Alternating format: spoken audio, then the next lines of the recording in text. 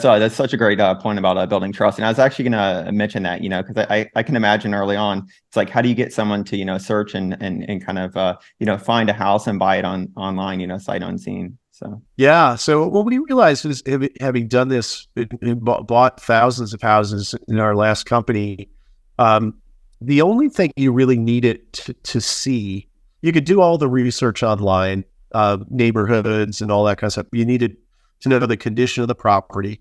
And so we solved that with virtual tours and not just a traditional virtual tour, but we found a company that did 3D animated tours that removed all the furniture. So you could actually see the physical home without furniture, and you could go through it. And as a rental property, that was really important. So you wanted to know the layout and the physical condition. And then we also did some work certifying the tenants, looking at the tenant payment history. So you knew what you were inheriting. Everything else, all the financial analysis and all that could be done remotely. So what we try to do is solve for that last mile of what you would typically need to do. And I think with rental homes, what's different about it than if any of you were looking to buy a home to live in, it's not an emotional transaction. If you're looking to buy a place to live in, you might want to spend some time walking around the neighborhood, seeing what it sounds like, smells like, what it's like. If investors are looking at the yield and the IRR and the risk associated with that neighborhood. So we thought we could solve for that. And it was a good way to actually deliver a product that did not exist that could be underwritten remotely. And the big, I think, unlock for investors was, wow, rather than just buying homes where I live, which 80% of rental homes are owned by people within an hour of their drive, it's like the whole country is now available to you.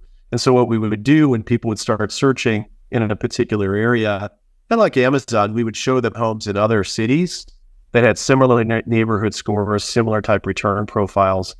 And it was really, really interesting for them to be able to say, wow, I can really diversify my holdings. I could be in 3 or 4 different cities.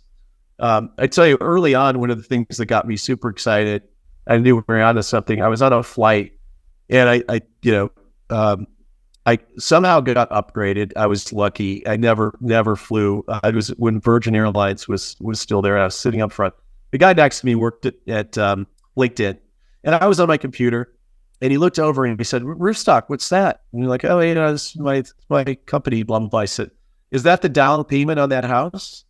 I said, "No, dude, that's the whole price. It was a $125,000 house in Atlanta, and he was looking at homes in the Bay Area."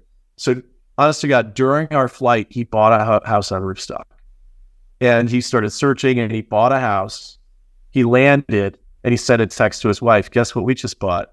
And she said, "WTF?"